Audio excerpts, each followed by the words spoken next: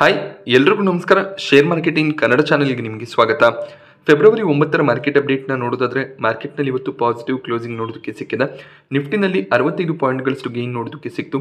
Sensex 167 ಪಾಯಿಂಟ್ಗಳಷ್ಟು gain ಆಗಿದೆ. Bank ನಿಫ್ಟಿನಲ್ಲಿ recent ಟೈಮ್ನಲ್ಲಿ ಬಹಳಷ್ಟು ಕರೆಕ್ಷನ್ ನೋಡೋದಕ್ಕೆ ಸಿಕ್ಕಿತ್ತು. ಬಟ್ ಇವತ್ತು ಒಳ್ಳೆ ಒಂದು ಪಾಸಿಟಿವ್ ಕ್ಲೋಸಿಂಗ್ ನೋಡೋದಕ್ಕೆ ಸಿಗ್ತದೆ. 622 ಪಾಯಿಂಟ್ಗಳಷ್ಟು ಅಪ್ಸೈಡ್ನೊಂದಿಗೆ ಬ್ಯಾಂಕ್ ನಿಫ್ಟಿ ಕ್ಲೋಸಿಂಗ್ ಅನ್ನು ಕೊಟ್ಟಿದೆ. ನಿಫ್ಟಿಯ ಟಾಪ್ ಗೇನರ್ಸ್ ಮತ್ತು ಲೂಸರ್ಸ್ ಅನ್ನು ಅಬ್ಸರ್ವ್ ಮಾಡಿದಾಗ ಗ್ರಾಸಿಮ್ ಇವತ್ತು ಟಾಪ್ ಗೇನರ್ ಆಗಿತ್ತು. 5.5% ಗೇನ್ನೊಂದಿಗೆ ಗ್ರಾಸಿಮ್ ಕ್ಲೋಸಿಂಗ್ ಅನ್ನು ಕೊಟ್ಟಿದೆ. ಗ್ರಾಸಿಮ್ ನಿನ್ನೆ ತಮ್ಮ ಕ್ವಾರ್ಟರ್ 3 ರಿಸಲ್ಟ್ಸ್ ಅನ್ನು ಡಿಕ್ಲೇರ್ ಮಾಡಿದ್ರು. ಇಯರ್ ಆನ್ ಇಯರ್ ಇವರ ಪ್ರಾಫಿಟ್ 40%ಗೂ ಹೆಚ್ಚಾಗಿ ಫಾಲ್ ಆಗಿತ್ತು. ಹಾಗೆ ಇಯರ್ ಆನ್ ಇಯರ್ ರೆವೆನ್ಯೂನಲ್ಲಿ ಕೂಡ ಫಾಲ್ ನೋಡೋದಕ್ಕೆ ಸಿಕ್ಕಿತ್ತು. But quarter on quarter compare ಮಾಡಿದಾಗ ಪ್ರಾಫಿಟ್ ಮತ್ತು ರೆವೆನ್ಯೂನಲ್ಲಿ ಒಳ್ಳೆ ಒಂದು ಜಂಪ್ ನೋಡೋದಕ್ಕೆ ಸಿಕ್ಕಿದೆ. ಕೆಮಿಕಲ್ ಸೆಕ್ಟರ್ನಲ್ಲಿ ಕೆಲಸ ಮಾಡ್ತಿರುವಂಥ ಕಂಪನಿ ಆಗಿರೋದ್ರಿಂದ quarter on quarter performance improve ಆಗಿರೋದಕ್ಕೆ ಸ್ಟಾಕ್ ಪ್ರೈಸ್ನಲ್ಲಿ ಒಳ್ಳೆ ಒಂದು ಬೈಯಿಂಗ್ ಎಮರ್ಜ್ ಆಗ್ತದೆ. But year on year compare ಮಾಡಿದಾಗ ಇನ್ನಷ್ಟು ಮಾರ್ಜಿನ್ ಪ್ರೆಷರ್ ಇನ್ಕ್ರೀಸ್ ಆಗ್ತಿರೋದು ಕಾಣಿಸ್ತಾ ಇದೆ. SBIನ ಸ್ಟ್ರಾಂಗ್ ಮೊಮೆಂಟಮ್ ಇವತ್ತು ಕೂಡ ಕಂಟಿನ್ಯೂ ಆಗಿದೆ. 3.5%ಗೂ ಹೆಚ್ಚಿನ ಅಪ್ಸೈಡ್ನೊಂದಿಗೆ SBI ಕ್ಲೋಸ್ ಆಯಿತು. ಅಪೋಲೋ ಹಾಸ್ಪಿಟಲ್ನಲ್ಲಿ 3.5%ನಷ್ಟು ಅಪ್ಸೈಡ್ ನೋಡೋದಕ್ಕೆ ಸಿಕ್ತು. ಸನ್ ಫಾರ್ಮಾ ICICI ಬ್ಯಾಂಕ್ ಕೂಡ 2%ಗೂ ಹೆಚ್ಚಿನ ಅಪ್ಸೈಡ್ನೊಂದಿಗೆ ಕ್ಲೋಸ್ ಆಗಿದೆ. ಟಾಪ್ ಲೂಸರ್ಸ್ ಲಿಸ್ಟ್ನಲ್ಲಿ M&M ನೋಡೋದಕ್ಕೆ ಸಿಗ್ತದೆ. 2.5%ನ ಕರೆಕ್ಷನ್ M&M ಅಲ್ಲಿ ನೋಡೋದಕ್ಕೆ ಸಿಕ್ತು. ONGC ಕೂಡ 2%ನಷ್ಟು ಕರೆಕ್ಟ್ ಆಗಿದೆ. ಭಾರತಿ ಏರ್ಟೆಲ್ನಲ್ಲಿ ಕೂಡ 2%ನಷ್ಟು ಕರೆಕ್ಷನ್ ನೋಡೋದಕ್ಕೆ ಸಿಕ್ಕಿದೆ.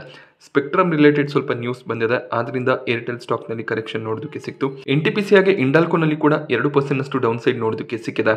FII DII ಆಕ್ಟಿವಿಟಿಯನ್ನು ಅಬ್ಸರ್ವ್ ಮಾಡಿದಾಗ FIIಸ್ ಕಡೆಯಿಂದ ಇವತ್ತು ನೆಟ್ ಬೈಯಿಂಗ್ ನೋಡೋದಕ್ಕೆ ಸಿಕ್ತು.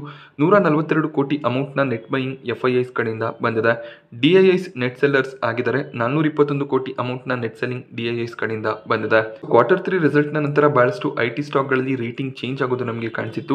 ಕ್ವಾರ್ಟರ್ 3ನ ನಂತರ ಇನ್ಫೋಸಿಸ್ ಸ್ಟಾಕ್ನಲ್ಲಿ 23 ಇದ್ದಂಥ ಬೈ ರೇಟಿಂಗ್ ಈಗ 30ಕ್ಕೆ ಇನ್ಕ್ರೀಸ್ ಆಗ್ತಿರೋದು ಕಾಣಿಸ್ತದೆ.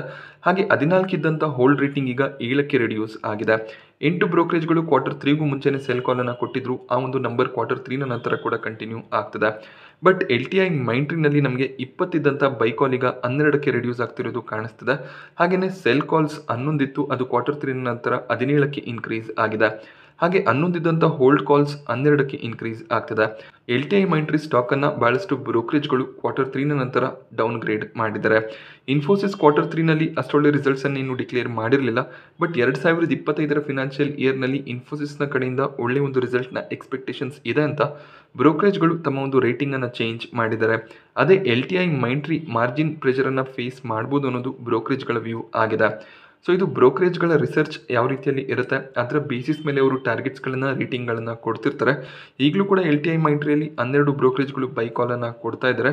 ಜಸ್ಟ್ ಕೆಲವೊಂದಿಷ್ಟು ಬ್ರೋಕರೇಜ್ಗಳ ಅನಾಲಿಸಿಸ್ ಬೇಸಿಸ್ ಮೇಲೆ ನಾವು ಶೇರ್ಸ್ಗಳನ್ನು ಸೆಲ್ ಮಾಡೋದಕ್ಕೆ ಸಾಧ್ಯ ಆಗೋದಿಲ್ಲ.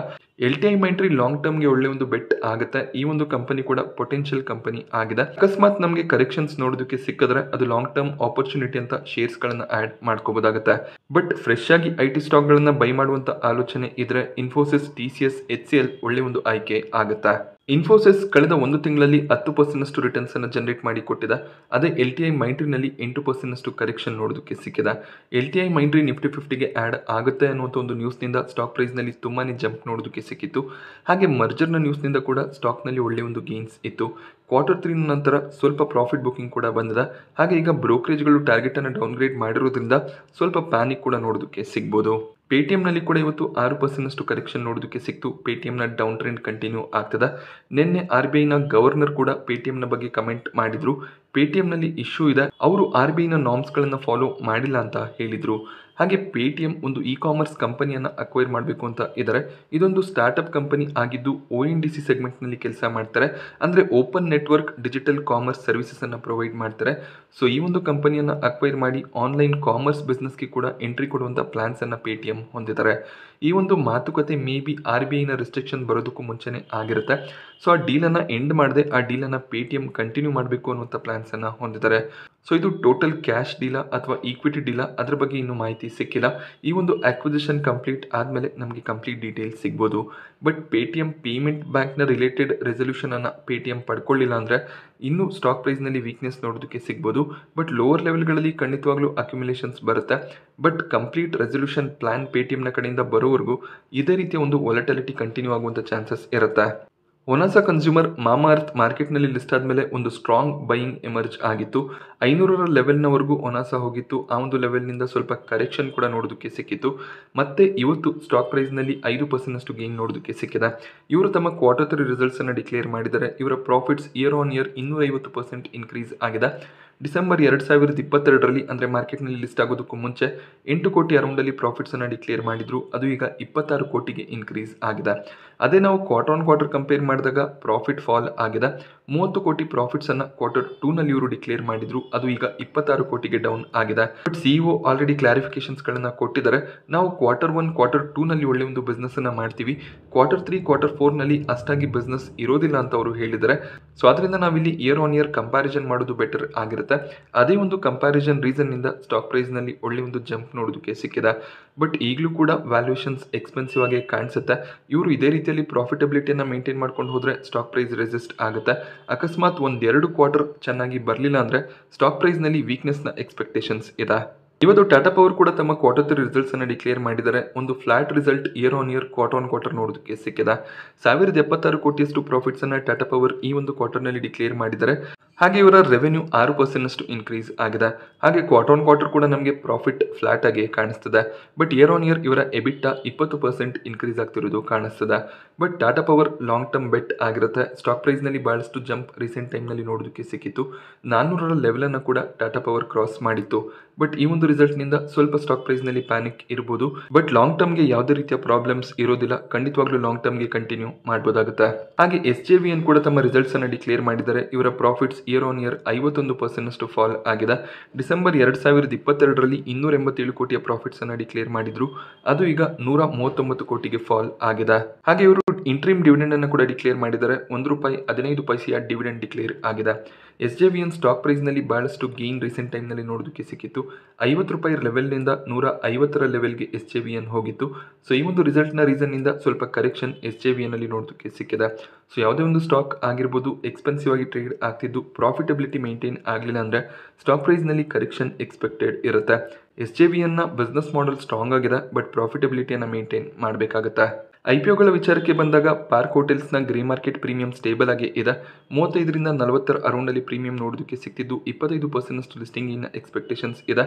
ಸೊ ಈ ಒಂದು ಕಂಪನಿ ಮಾರ್ಕೆಟ್ನಲ್ಲಿ ಸೋಮವಾರ ಫೆಬ್ರವರಿ 12ಕ್ಕೆ ಲಿಸ್ಟ್ ಆಗ್ತದೆ. ಹಾಗೆಯೇ ಆರ್ಪಿಟೆಕ್ನ ಕೊನೆ ದಿನದ ಸಬ್ಸ್ಕ್ರಿಪ್ಷನ್ ಎಂಡ್ ಆಗಿದೆ. ರಿಟೇಲ್ ಕ್ಯಾಟಗರಿ 11 ಟೈಮ್ನಷ್ಟು ಸಬ್ಸ್ಕ್ರೈಬ್ ಆಗಿದೆ. NII ಕ್ಯಾಟಗರಿಯಲ್ಲಿ 66 ಟೈಮ್ನ ಸಬ್ಸ್ಕ್ರಿಪ್ಷನ್ ನೋಡೋದಕ್ಕೆ ಸಿಕ್ತು. QIB ಕ್ಯಾಟಗರಿ 151 ಟೈಮ್ ಸಬ್ಸ್ಕ್ರೈಬ್ ಆಗಿದೆ. ಪ್ರೀಮಿಯಂ ಕೂಡ ಇನ್ಕ್ರೀಸ್ ಆಗ್ತಿರೋದು ಕಾಣಿಸ್ತದೆ. 27% ಲಿಸ್ಟಿಂಗ್ ಇನ್ ಎಕ್ಸ್ಪೆಕ್ಟೇಷನ್ಸ್ ಇರುತ್ತೆ. ₹83 ಗ್ರೇ ಮಾರ್ಕೆಟ್ ಪ್ರೀಮಿಯಂ ನೋಡೋದಕ್ಕೆ ಸಿಗ್ತದೆ. ಸೊ ಅಲಾಟ್ಮೆಂಟ್ನ ಚಾನ್ಸಸ್ 50-50 ಇರುತ್ತೆ. ಹಾಗೆ ಜನ ಸ್ಮಾಲ್ ಫೈನಾನ್ಸ್ ಬ್ಯಾಂಕ್ನ ಕೊನೆ ದಿನದ ಸಬ್ಸ್ಕ್ರಿಪ್ಷನ್ ಎಂಡ್ ಆಗಿದೆ. ರಿಟೇಲ್ ಕ್ಯಾಟಗರಿ 5.7 ಟೈಮ್ನಷ್ಟು ಸಬ್ಸ್ಕ್ರೈಬ್ ಆಗಿದೆ. NII ಕ್ಯಾಟಗರಿಯಲ್ಲಿ 26 ಟೈಮ್ನ ಸಬ್ಸ್ಕ್ರಿಪ್ಷನ್ ನೋಡೋದಕ್ಕೆ ಸಿಕ್ಕಿದೆ. QIB ಕ್ಯಾಟಗರಿ 40 ಟೈಮ್ನಷ್ಟು ಸಬ್ಸ್ಕ್ರೈಬ್ ಆಯಿತು. ಗ್ರೇ ಮಾರ್ಕೆಟ್ ಪ್ರೀಮಿಯಂ ಫಾಲ್ ಆಗ್ತದೆ. ₹42 ಪ್ರೀಮಿಯಂ ನೋಡೋದಕ್ಕೆ ಸಿಗ್ತದೆ. 4ನೇ ತಾರೀಕು ಫೆಬ್ರವರಿ 108ರ ಪ್ರೀಮಿಯಂ ನೋಡೋದಕ್ಕೆ ಸಿಗ್ತಿತ್ತು. ಪ್ರೀಮಿಯಂ ಅರ್ಧದಷ್ಟೀಗ ಕಾಣಿಸ್ತದೆ. 10% ಲಿಸ್ಟಿಂಗ್ ಇನ್ನ ಚಾನ್ಸಸ್ ಇರುತ್ತೆ. ಸೊ ಈ ಒಂದು IPOನಲ್ಲಿ ಆಲ್ಮೋಸ್ಟ್ 75% ಲಿಸ್ಟಿಂಗ್ ಇನ್ನ ಚಾನ್ಸಸ್ ಇರುತ್ತೆ. ಹಾಗೆ ಕ್ಯಾಪಿಟಲ್ ಸ್ಮಾಲ್ ಫೈನಾನ್ಸ್ ಬ್ಯಾಂಕ್ನ ಗ್ರೇ ಮಾರ್ಕೆಟ್ ಪ್ರೀಮಿಯಂ ಬಹಳಷ್ಟು ಫಾಲ್ ಆಗಿದೆ. ರಿಟೇಲ್ ಕ್ಯಾಟಗರಿ ಕೇವಲ 2.5 ಟೈಮ್ ಸಬ್ಸ್ಕ್ರೈಬ್ ಆಗಿದೆ. NII ಕ್ಯಾಟಗರಿ 4.5 ಟೈಮ್ ಸಬ್ಸ್ಕ್ರೈಬ್ ಆಗ್ತಿರೋದು ಕಾಣಿಸ್ತದೆ. QIB ಕ್ಯಾಟಗರಿಯಲ್ಲಿ ಕೂಡ ಹೆಚ್ಚಿನ ಸಬ್ಸ್ಕ್ರಿಪ್ಷನ್ಸ್ ಬರಲಿಲ್ಲ. 7 ಟೈಮ್ನ ಸಬ್ಸ್ಕ್ರಿಪ್ಷನ್ ನೋಡೋದಕ್ಕೆ ಸಿಗ್ತದೆ. ಸೊ ಒಂದು ಸಣ್ಣ ಸೈಜ್ನ IPO ಆಗಿತ್ತು. ಹೆಚ್ಚಿನ ಒಂದು ಸಬ್ಸ್ಕ್ರಿಪ್ಷನ್ನ ಎಕ್ಸ್ಪೆಕ್ಟೇಷನ್ಸ್ ಕೂಡ ಇತ್ತು. ಬಟ್ ಪ್ರೀಮಿಯಂ ಅಷ್ಟಾಗಿ ಕಾಣಿಸ್ತಿರ್ಲಿಲ್ಲ. ಆದ್ದರಿಂದ ಹೆಚ್ಚಿನ ಒಂದು ಅಪ್ಲಿಕೇಶನ್ಸ್ಗಳು ಕೂಡ ಬರಲಿಲ್ಲ. ಆದ್ದರಿಂದ ಗ್ರೇ ಮಾರ್ಕೆಟ್ ಪ್ರೀಮಿಯಂ ₹3ಗೆ ಫಾಲ್ ಆಗಿದೆ. ಒಂದು ಫ್ಲಾಟ್ ಲಿಸ್ಟಿಂಗ್ನ ಎಕ್ಸ್ಪೆಕ್ಟೇಷನ್ ಕ್ಯಾಪಿಟಲ್ ಸ್ಮಾಲ್ ಫೈನಾನ್ಸ್ ಬ್ಯಾಂಕಲ್ಲಿ ಇರುತ್ತೆ. ಹಾಗೆ ಇಲ್ಲಿ ಅಲಾಟ್ಮೆಂಟ್ನ ಚಾನ್ಸಸ್ 90% ಇದೆ. ರಿಟೇಲ್ ಕ್ಯಾಟಗರಿಯಲ್ಲಿ ಕೇವಲ 2.5 ಟೈಮ್ನ ಸಬ್ಸ್ಕ್ರಿಪ್ಷನ್ ಆಗಿರೋದ್ರಿಂದ ನೀವು ಅಪ್ಲಿಕೇಶನನ್ನು ಹಾಕಿದರೆ ಅಲಾಟ್ಮೆಂಟನ್ನು ಎಕ್ಸ್ಪೆಕ್ಟ್ ಮಾಡ್ಬೋದಾಗುತ್ತೆ. ಅದೇ ಒಂದು ರೀಸನ್ನಿಂದ ಮೊದಲನೇ ದಿನ 2ನೇ ದಿನ ನಾವು ಅಪ್ಲಿಕೇಶನ್ಸನ್ನು ಹಾಕಬಾರ್ದು. ಕೊನೆ ದಿನದವರೆಗೂ ವೆಯ್ಟ್ ಮಾಡಿ ಪ್ರೀಮಿಯಂ ಯಾವ ರೀತಿಯಲ್ಲಿ ಇರುತ್ತೆ ಅದರ ಬೇಸಿಸ್ ಮೇಲೆ ಡಿಸಿಷನ್ಸ್ಗಳನ್ನು ತಗೋಬೇಕಾಗುತ್ತೆ. ಹಾಗೆ ಇವತ್ತು ಎಂಟೇರೋ ಹೆಲ್ತ್ ಕೇರ್ನ IPO ಓಪನ್ ಆಗಿದೆ. ಮೊದಲನೇ ದಿನ ಅಷ್ಟಾಗಿ ಸಬ್ಸ್ಕ್ರಿಪ್ಷನ್ಸ್ ನೋಡೋದಕ್ಕೆ ಸಿಗಲಿಲ್ಲ.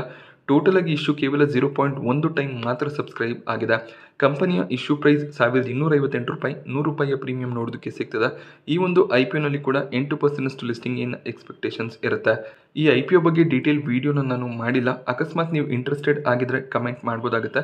ಗ್ರೇ ಮಾರ್ಕೆಟ್ ಪ್ರೀಮಿಯಂ ಅಷ್ಟಾಗಿ ಕಾಣಿಸ್ತಿಲ್ಲ. ಅಕಸ್ಮಾತ್ ಇಂಟ್ರೆಸ್ಟೆಡ್ ಇದ್ದರೆ ಈ ಒಂದು IPO ಬಗ್ಗೆ ವೀಕೆಂಡಲ್ಲಿ ನಾನು ವಿಡಿಯೋನ ಮಾಡ್ತೀನಿ.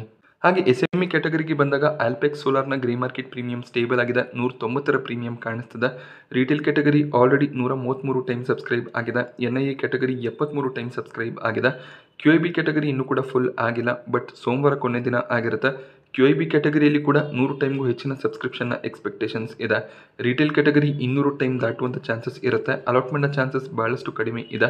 ಬಟ್ ನಿಮ್ಮ ಹತ್ರ ಫಂಡ್ ಇದ್ದರೆ ಖಂಡಿತವಾಗ್ಲೂ ಅಪ್ಲಿಕೇಶನ್ಸ್ಗಳನ್ನು ಹಾಕ್ಬೋದು. ನಿಮಗೆ ಲಕ್ ಇದ್ದರೆ ಖಂಡಿತವಾಗ್ಲೂ ಈ ಒಂದು IPO ಅಲಾಟ್ ಆಗುತ್ತೆ. ಹೀರೋ ಮೋಟೋಕಾರ್ಪ್ ಸ್ಟಾಕ್ ಪ್ರೈಸ್ನಲ್ಲಿ 2% ಜಂಪ್ ಇವತ್ತು ನೋಡೋದಕ್ಕೆ ಸಿಕ್ತು. ಕಂಪನಿ ತಮ್ಮ Q3 ರಿಸಲ್ಟ್ಸನ್ನು ಡಿಕ್ಲೇರ್ ಮಾಡಿದ್ದಾರೆ. ಇವರ profits year on year 51% increase ಆಗಿದೆ. ಹಾಗೆ ಇವರ ರೆವೆನ್ಯೂನಲ್ಲಿ ಕೂಡ 21% ಜಂಪ್ ನೋಡೋದಕ್ಕೆ ಸಿಗ್ತದೆ. ಹಾಗೆಯೇ ಕ್ವಾರ್ಟರ್ ಕಂಪೇರ್ ಮಾಡಿದಾಗ ಪ್ರಾಫಿಟ್ ಕೇವಲ 2% ಇನ್ಕ್ರೀಸ್ ಆಗಿದೆ. ಹಾಗೆ ರೆವೆನ್ಯೂನಲ್ಲಿ 3% ಜಂಪ್ ನೋಡೋದಕ್ಕೆ ಸಿಗ್ತದೆ. ಇಯರ್ ಆನ್ ಇಯರ್ ಒಳ್ಳೆಯ ಒಂದು ಪರ್ಫಾರ್ಮೆನ್ಸ್ ಹೀರೋ ಮೋಟೋಕಾರ್ಪ್ನ ಕಡೆಯಿಂದ ಬಂದಿದೆ. ಹಾಗೆ ಇವರು ₹100 ಡಿವಿಡೆಂಡ್ ಅನ್ನು ಅನೌನ್ಸ್ ಮಾಡಿದ್ದಾರೆ. ₹75 ಡಿವಿಡೆಂಡ್ ಹಾಗೆಯೇ ₹25 ಸ್ಪೆಷಲ್ ಡಿವಿಡೆಂಡ್ ಅನ್ನು ಅನೌನ್ಸ್ ಮಾಡಿದ್ದಾರೆ. ಆ ಡಿವಿಡೆಂಡ್ಗೆ ರೆಕಾರ್ಡ್ ಡೇಟ್ ಫೆಬ್ರವರಿ 21 ಆಗಿರುತ್ತೆ. ಹಾಗೆ ಆ ಡಿವಿಡೆಂಡ್ ನಿಮ್ಮ ಬ್ಯಾಂಕ್ ಅಕೌಂಟ್ನಲ್ಲಿ ಮಾರ್ಚ್ 9ಕ್ಕೆ ಕ್ರೆಡಿಟ್ ಆಗುತ್ತೆ.